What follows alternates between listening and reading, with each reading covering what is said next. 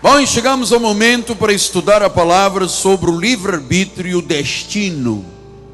O destino traçado pelo homem. Abra sua Bíblia, por favor. A palavra, a Santa Bíblia. Os hispânicos chamam a Santa Bíblia, a Bíblia Sagrada. Diz assim a palavra do Senhor, João 1, 12 e 13. Mas a todos quantos o receberam, não é aceitar, viu? É receber ou confessar. A todos quantos o receberam, deu-lhes o poder de serem feitos filhos de Deus, a saber, aos que creem no seu nome. Os quais, os que creem, não nasceram do sangue, nem da vontade da carne, não nasceram do livre-arbítrio, nem da vontade do homem, mas de Deus, da soberania de Deus. Olha, amados, este versículo derruba qualquer pensamento contrário à questão da soberania. Livre-arbítrio não existe, nem destino traçado pelo homem. Vamos ouvir o Espírito falar. Oremos.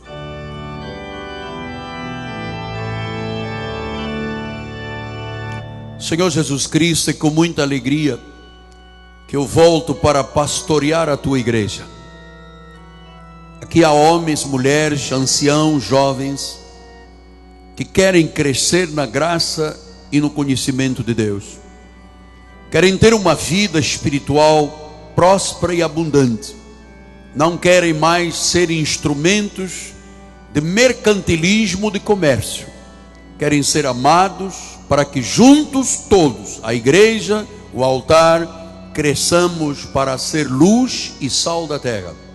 Então, Senhor, usa agora os meus lábios, minhas cordas vocais e pastoreia o teu rebanho que tu compraste com o teu próprio sangue, em nome de Jesus. E todo o povo de Deus diga amém, amém e amém. Graças. Meus amados irmãos, minha família, santos preciosos, eleitos segundo a presciência de Deus, selo do meu apostolado, meus filhos em Cristo Jesus. Estamos estudando já há algumas semanas, mostrando consistentemente, não um versículo, mas com consistência, dezenas de versículos que provam que livre-arbítrio não existe. E que é uma ilusão profundamente patológica no cérebro humano pensar que existe livre-arbítrio. Dizem alguns que a capacidade que o ser humano tem e de se achar uma espécie mais importante, mais evoluída, mais inteligente, mais capaz do que Deus. Isto é um erro. É uma megalomania do homem. Quando as pessoas dizem sou dono de todas as minhas escolhas, estão absolutamente equivocadas quando se trata das questões da salvação ou das questões espirituais. A ideia do livre-arbítrio, desde um dos primeiros pais da igreja, Santo Agostinho, você que é um estudioso da teologia da reforma sabe, Santo Agostinho dizia: Deus é maravilhoso, é perfeito e dá o direito do homem decidir depois da manifestação da sua soberania. Depois da manifestação, ou seja, uma vez que eu recebi a manifestação de Deus, o Espírito me convenceu, me reconciliou, agora eu posso escolher entre o bem e o mal. E era Agostinho que explicava isto à igreja. Ele disse: se alguém é contrário a Deus, disse Santo Agostinho, o lugar de definitivo desta pessoa é no inferno. Então, não há na Bíblia nenhuma expressão sequer parecida com livre-arbítrio. nem, obviamente, a ideia ou a visão de que é o homem que trata o seu destino e traça o seu destino. Eu creio, amados, que esta questão do livre-arbítrio é como uma tragédia grega. Aquela tragédia moira, ou destino da tragédia grega. Você sabe, a tragédia grega mostrava uma criança que era levada ao oráculo para que o seu futuro fosse dito. Isto chama-se a tragédia moira. Você sabe, quem estuda essa questão da filosofia, por exemplo, o oráculo de Édipo, aquele rei de Tebas que mata o pai e se casa com a mãe. Isto é uma loucura. Diz que foi o oráculo que falou e que ele era soberano. Isso é uma loucura. Não existe. Absoluta irracionalidade espiritual. A palavra é abundante. E ele diz em Salmo 139, 16: os teus olhos me viram substância ainda informe. No teu livro foram escritos todos os meus dias, cada um deles escrito e determinado, quando nenhum deles havia ainda. Que preciosos para mim, ó Deus, são os teus pensamentos, como é grande a soma deles. Então o salmista está mostrando que até os nossos dias foram escritos e determinados quando nenhum deles havia. Se até o tempo de vida é estabelecido por Deus, imagina a questão da salvação. Isaías 14, 24 disse: jurou o Senhor dos Exércitos dizendo: como eu pensei, assim sucederá, e como eu determinei, se efetuará. Isso se chama soberania de Deus.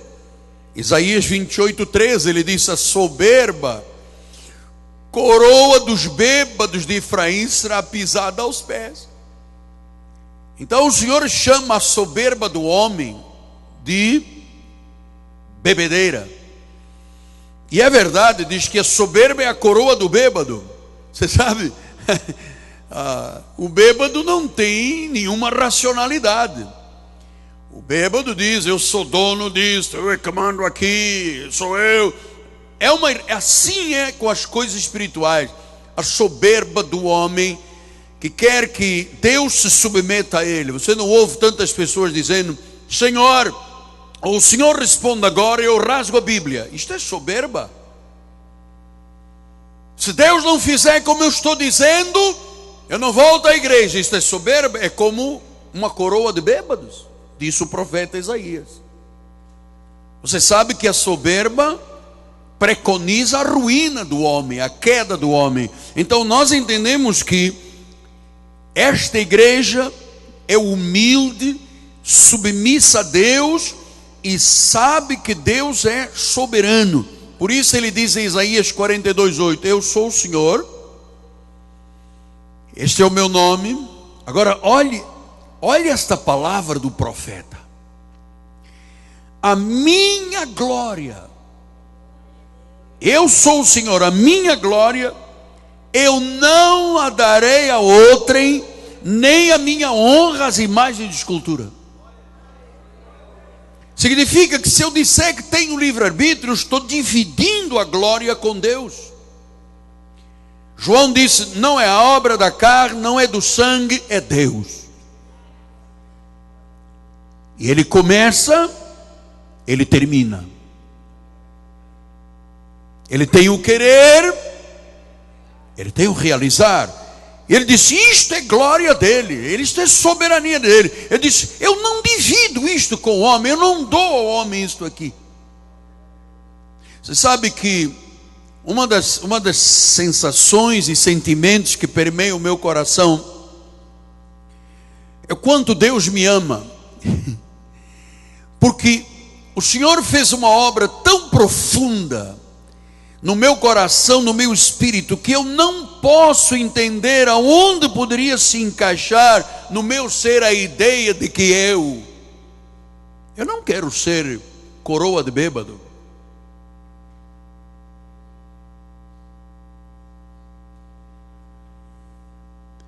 Eu quando vejo alguém dizer: não, Deus tem que me respeitar. Ele tem uma coroa de bêbado na cabeça. O Espírito Santo é um gentleman, é o alter ego de Deus. Ele não entra se ele não for convidado. Oh, isto é uma coroa de bêbados. Isaías 45:9 diz: ai daquele que contende com o seu Criador. Diga glória a Deus aí. Ai daquele que contende com o Criador e não passa de um caco de barro entre outros cacos. Acaso dirá o barro que lhe dá a forma que fazes, ou a tua obra não tem alça? Olha, quando Deus diz em sua palavra: ai, sai de baixo, mãe. O que eu vejo mais gente, está aí a internet lotada de crentes, pastores, lutando e contendendo com o Criador. Deus se equivocou, não pode, esta palavra não pode. Gente contendendo, e Deus diz: ai daquele, vai ser caco. Então eu estou lhe oferecendo a segurança de uma relação com Deus. Eu não sou um pregador religioso, eu sou um teólogo da graça de Deus, que teve os olhos iluminados, e eu pude compreender o que Deus revelou a Paulo para a igreja gentílica. Eu não contendo com Deus. Eu não quero ser coroa de bêbado. Eu estou oferecendo ao povo deste ministério e às milhares de pessoas que participam do nosso ministério à distância a segurança, a verdade libertadora. Isaías 46:3-4 diz: ouvimos, ó casa de Jacó, todo o restante da casa de Israel, vós a quem desde o nascimento carrego, levo nos braços desde o ventre materno. Está aí? Olha a obra de Deus soberana. Depois ele diz no versículo adiante: até a vossa velhice eu serei o mesmo, até as cãs brancas eu vos carregarei, já o tenho feito, levar-vos-ei, carregar-vos-ei e vos mandarei para o inferno. Deus é perfeito. A obra está completa. Daqui para a eternidade salvo. Pastor, mas como é que o irmão pode asseverar? Não sou eu que assevero, note, é Deus que está asseverando em sua palavra. Versículo número 5 diz: a quem me comparareis para que eu lhe seja igual? Que coisa semelhante confrontareis comigo? Olha, há 700 anos antes de Jesus, o Senhor já contendia e dizia: você está me comparando com quem? Você acha que eu sou o gentleman, que eu ponho o pé onde sou chamado? Não sou chamado, eu me retiro, eu bato na porta, me ajoelho, roo as unhas. Se você abre, abre, se não abre, eu saio chorando por aí, digo: meu Deus, eu não contava que aquele indivíduo fizesse isso. A quem você está me comparando? Sabe, o amor que Deus tem por mim começa pela questão da soberania, minha submissão total a Deus. Você não imagina, eu sou um pregador há 40 anos, como é que eu desço essas escadas aí trêmulo, não consigo nem falar com ninguém.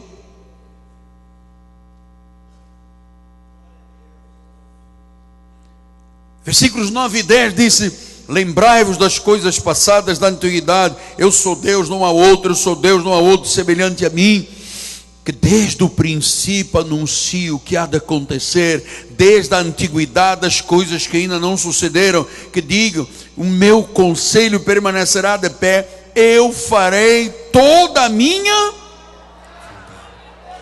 Que bom que estamos aqui por vontade de Deus. Que bom que estamos aqui pela vontade dEle. E se você está aqui pela vontade dEle, mas ninguém poderá te arrebatar das mãos de Deus.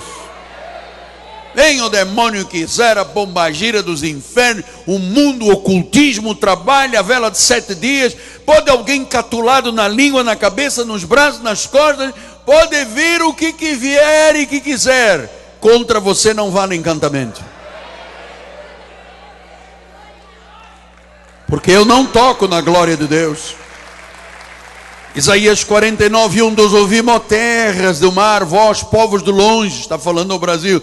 O Senhor chamou desde o nascimento, desde o ventre da minha mãe fez menção do meu nome.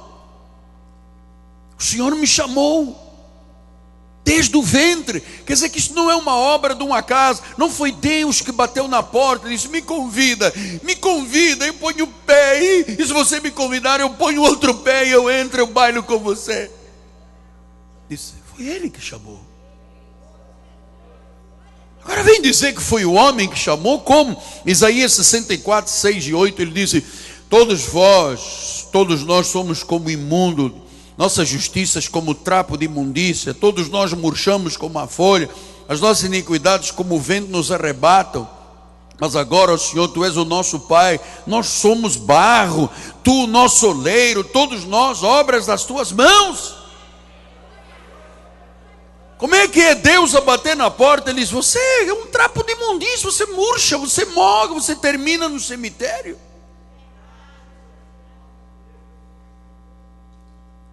O profeta Jeremias ouviu o Senhor dizendo, em Jeremias 1, a mim me veio a palavra do Senhor dizendo: Jeremias, antes que eu te formasse no ventre materno, eu te conheci.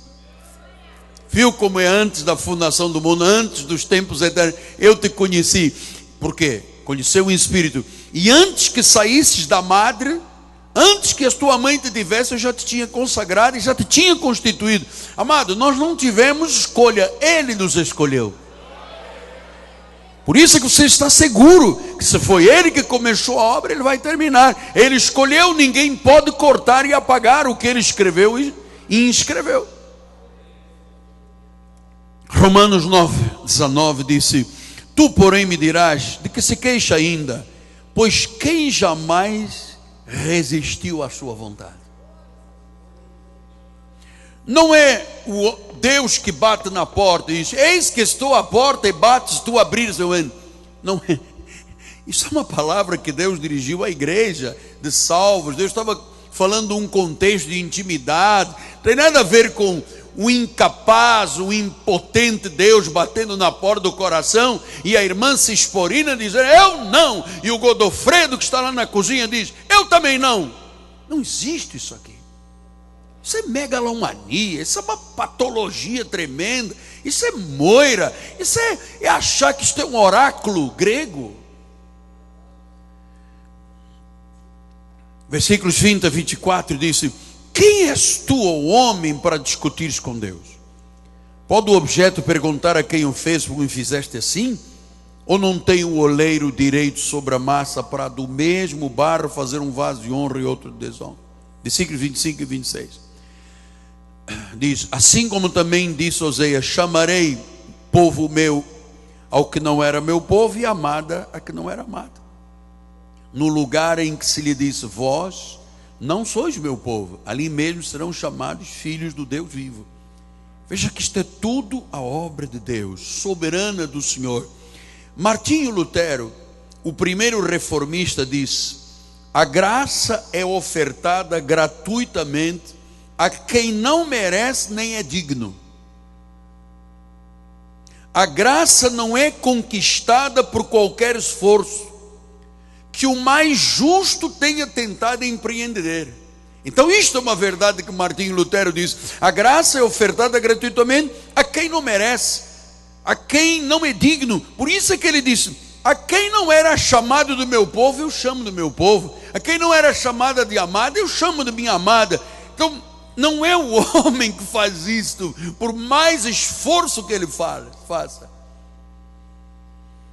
João Calvino, Martinho Lutero na Alemanha, João Calvino na Suíça, ele disse: o homem é dotado de livre-arbítrio porque age mal por vontade própria. A vontade do homem é livre, sim, para pecar. Uau! Calvino tinha razão. O homem é dotado de livre-arbítrio porque age para o mal por vontade própria. Então quando você vira uma pessoa pecar: porque eu tenho livre-arbítrio, sempre é para o mal, é para o erro, é para o pecado. A vontade do homem é livre para pecar, porque essa é a tendência da carne. Mas vontade livre para a salvação, não. O homem não tem. É totalmente pela graça que é dada apenas aos eleitos do Senhor. Então, meu amado, esta verdade destrói qualquer ideia do livre-arbítrio, ou quizás que o homem é que traça o seu destino.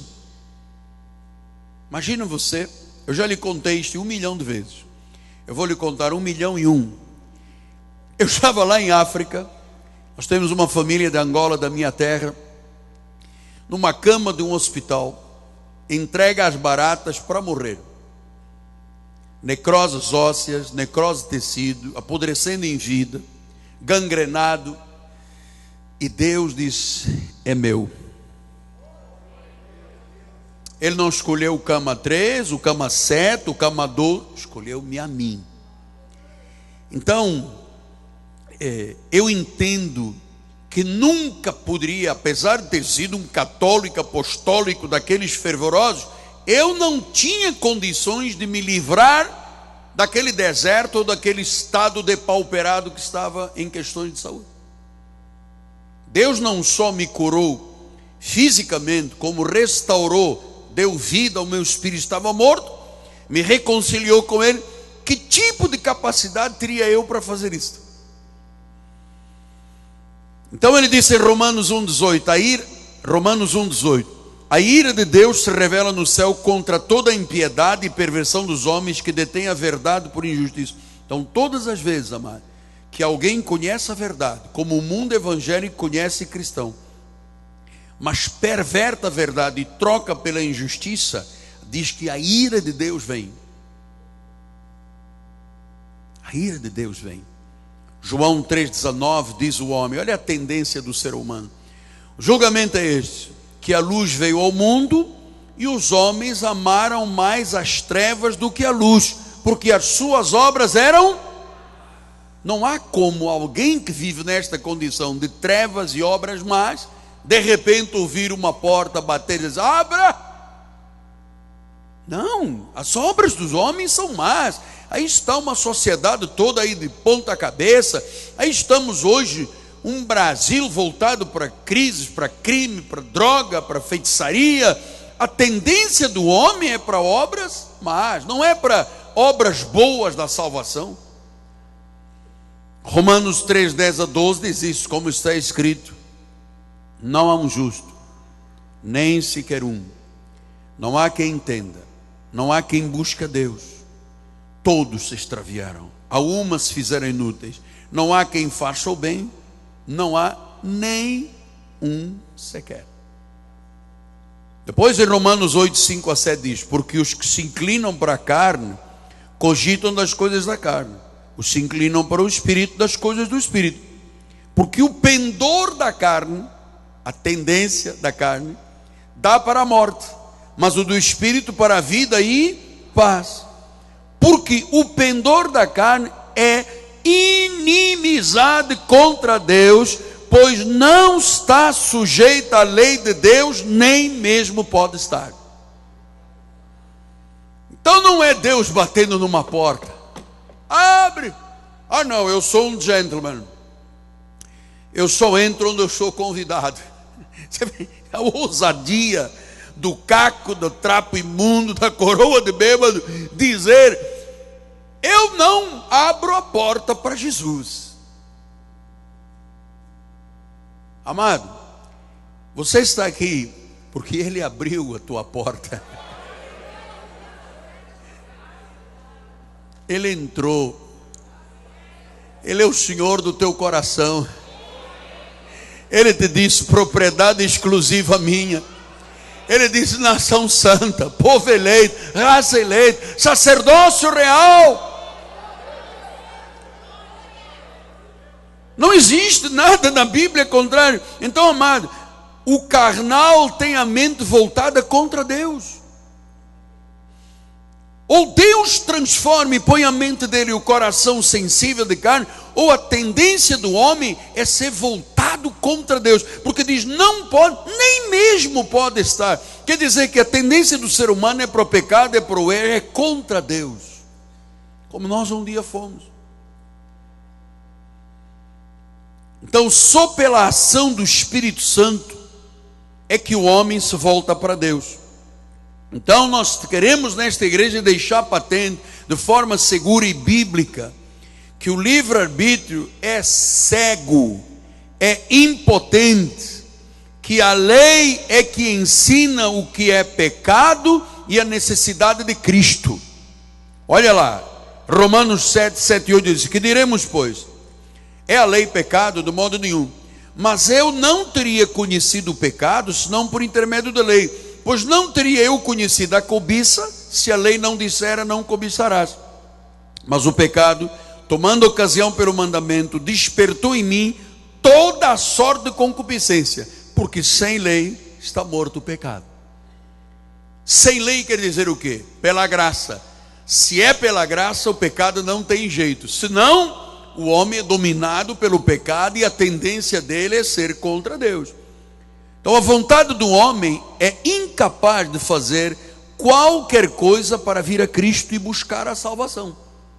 João 6, 44, 45. Ninguém. Os hispânicos dizem nadie, nobody, nadie, ninguém pode vir a mim se o Pai que me enviou não o trouxer. E eu ressuscitarei no último dia. Está escrito nos profetas, serão todos ensinados por Deus. Portanto, todo aquele que da parte do Pai tem ouvido e aprendido, quer dizer que o Pai tem que ensinar, tem que fazer ouvir, esse vem. Quer dizer que nós viemos porque o Pai já nos tinha convencido, o Pai já nos tinha ensinado, o Pai já nos tinha advertido: olha, o mundo não é o teu lugar. Versículo 37 diz: todo aquele que o Pai dá, esse vai vir a mim. Não pode, nenhuma ovelha se perderá. E o que vem a mim, de modo nenhum perde a salvação, de modo nenhum o lançarei fora. O Pai traz, e quando o Pai traz, ninguém pode levar. Isto é a nossa segurança, isto é a paz da graça de Deus. A obra está completa, a obra é perfeita. Isso não foi desenhado pelo pastor da igreja. Não fomos nós que um dia comemos um hambúrguer estragado e às 4 da manhã deu uma azia terrível. A pessoa se levantou e disse: hoje eu vou para a igreja. Não existe isso aqui. Deus inclina o coração. Deus trabalha soberanamente. Ele pega o barro. E você sabe que às vezes ele pega até vaso quebradão. Oi, eu era um vaso quebrado, amado. Um vaso totalmente hospedado, conforme Isaías diz, caco. Eu aqui não quero ser coroa de bêbado, amado. Eu era mesmo caco. E Deus pegou os cacos e fez um vaso novo, da mesma massa. Então, eu creio que entender que a salvação não depende da vontade do homem, e sim da graça de Deus. Eu vou dizer uma coisa: isto é um conforto para a alma, Hércules. É um conforto para a alma. Para mim, a minha alma fica muito confortada de saber: aqui não tem Miguel Ângelo, não. Aqui não tem vontade do homem, não. Aqui tem um caco quebrado, um vaso quebrado, sim. Isto me conforta a alma, saber que foi Ele. Ouça, homem de Deus, ouça a voz do profeta vivo. Não toque na glória de Deus, por favor. Porque Deus diz: ai daquele que tocar na minha glória, eu não a divido com ninguém. A quem me comparareis? Você acha o quê? Nós estamos tratando aqui de Senhora da Aparecida, Nossa Senhora de Fátima, Maria, Lourdes. De quem? Quem é? Compostela? De quem que nós estamos? Ele diz: com quem você está me comparando?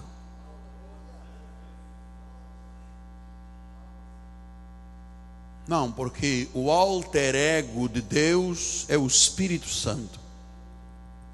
E ele é muito cavalheiro. Olha, o Espírito é um gentleman. Ele olha para alguém e diz: please, may I come in? Posso entrar? Não, agora eu estou ocupado. Ok, como disse o rei Agripa, não, sabe, depois vamos tratar de outra coisa. Deus não faz isso. Com o eleito de Deus, Deus faz uma operação sobrenatural e invisível. Ele vem, abre o peito, arranca o coração, sem marca, não tem pontos. Arranca a pedra que está lá dentro, Todos nós temos um coração de pedra danado. E põe um coração sensível. Pega aquela mente humana cheia de subterfúgio, de mentiras, de engano, e põe a mente dele. E diz: você tem a minha imagem, você tem a minha semelhança, você foi adotado para ser meu filho, eu te predestinei, amor. Tudo que eu faço pelo beneplácito da minha vontade. Não depende de você, não depende de quem quer, não depende de quem corre. Deus usou misericórdia, amado. Isto é conforto para a alma. Quem não acredita nisso, fica aí atrás de um lado para o outro. Vamos lá, bata palmas mesmo, amado, bata palmas. Glória a Deus. Senão as pessoas ficam aí atormentadas. Vão para uma igreja e diz: aqui tem que batizar em nome do Pai, do Filho e do Espírito Santo. Vão para outra e diz: não, aqui é na cabeça. O outro diz: não, tem que ser na Lagoa da Barra. O outro diz: não, tem que ser no rio para levar os demônios. Sabe? Beba água, beba sal, coma sal, ponha óleo, ponha água com cheia de coisas, não sei de que, fluentes, não sei. Oi, amado, é uma confusão, não há paz nesta gente.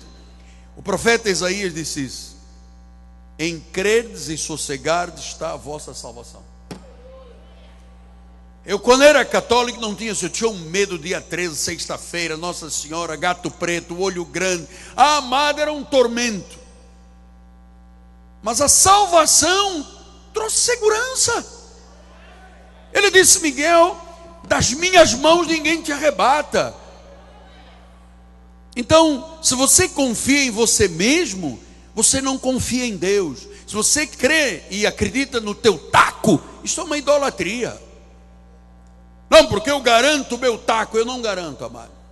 Paulo disse aos Filipenses: nós somos daqueles que não confiam na carne. Eu não me garanto em nada. A minha garantia chama-se Jesus. Isso é uma idolatria, a pessoa dizer: não, porque eu confio em mim mesmo. Oi, amado, se você confia em você mesmo, você está longe do cristianismo. Nossa salvação está nas mãos de Deus, não nas nossas mãos. Ele é fiel, Ele é misericordioso, Ele não mente. Ninguém pode nos arrancar das mãos do Senhor. Olha, para terminar, o que disse João 10, 28. Eu lhes dou a vida eterna. Então, uma vez salvo, salvo para sempre. Uma vez filho, filho para sempre. Uma vez ungido, ungido. Eu lhes dou a vida eterna. Não sou eu que vou dizer: não, Deus fez metade da obra, 50% da obra, agora eu faço a outro 50%. Ele disse: tudo está consumado. Mas eu digo: não está. Senhor, tu estás errado. Tu só fizeste. Pedro disse: carregando ele sobre o madeiro os nossos pecados, para que nós, mortos aos pecados, vivamos para a justiça. Carregou ou não carregou? Carregou. A igreja de Jesus vem com aquela coroa de bêbado e diz: não, primeiro agora você tem que passar nas águas. Aí a pessoa vai, passa nas águas. Ah, e você não sabe agora, tem seitas da macumba e do espiritismo que dizem assim: você precisa de se limpar, vai numa igreja evangélica, batiza, depois você volta, porque lá eles limpam e aqui você só pode entrar limpo. É verdade.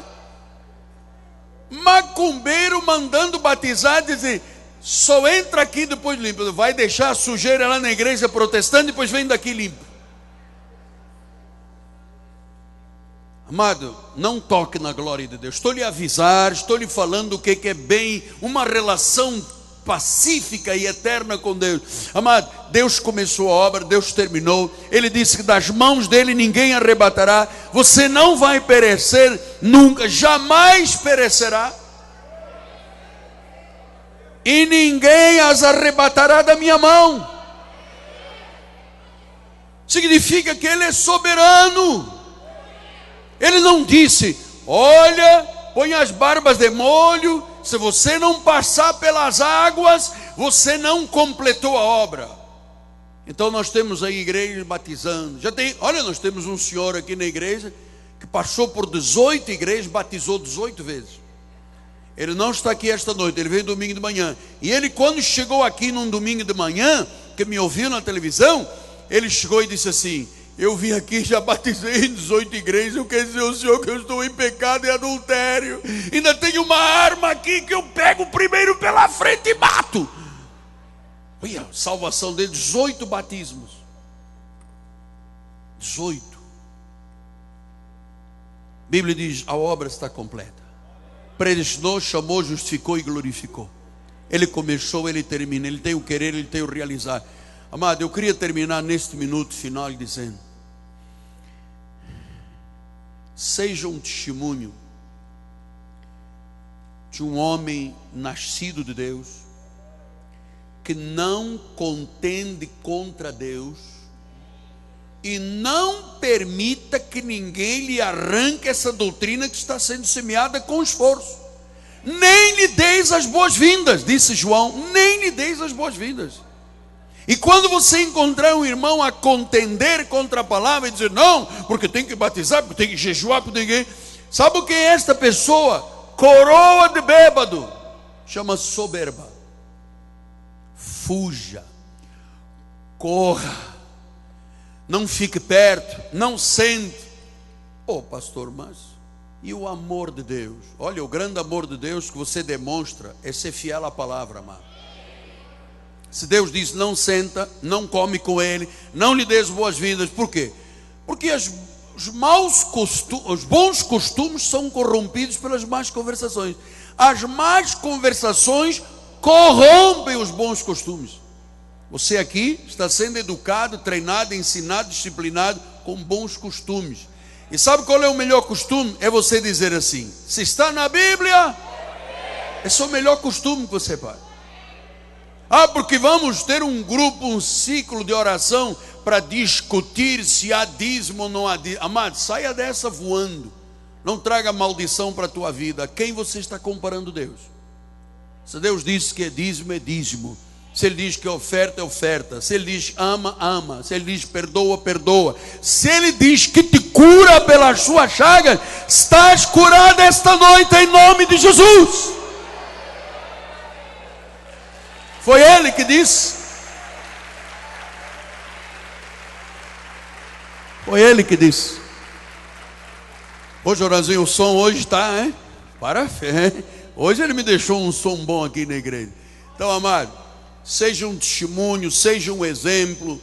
Diga às pessoas qual é a razão da tua esperança. Conte para todo mundo como é que Deus fez soberanamente a obra na tua vida. E sabe uma coisa? Deus vai te honrar muito. Porque quem toca na glória de Deus, Deus diz, ai! Ai! Não toca na glória de Deus. Agora quando você diz, Senhor, eis-me aqui. Tu dizes e eu creio. Jesus maravilhoso. Graças te damos, Pai, pela segurança da tua palavra, pela certeza da salvação, por sabermos que não fomos nós que traçamos os nossos destinos. Foi o Senhor que de forma misericordiosa, bondosa, nos atraiu, nos trouxe, nos selou, nos batizou, nos revestiu, nos ungiu, nos encheu. Transbordamos da sua presença, pelo seu querer e pelo seu realizar. Em nome de Jesus, o soberano Deus, e todo o povo que crê, diga amém, amém e amém. Ofereça-lhe um lindo aplauso e parabéns você ter vindo à igreja esta noite. Muito obrigado, muito obrigado. Eu louvo a Deus por sua vida. A bispa que tem a primazia vai impetrar a bênção final. Glória a Jesus. Você que é eleito, levante suas mãos para os céus. Obrigada, Senhor, pela tua graça maravilhosa. Obrigada por iluminar os nossos olhos, Senhor, porque nós cremos na tua soberania, Senhor. Senhor, dá ordens aos teus anjos que nos levem a todos em paz, Senhor. Saímos daqui com a bênção da saúde, com a bênção das finanças, com toda sorte de bênçãos nas nossas vidas, Pai, porque cremos em Ti.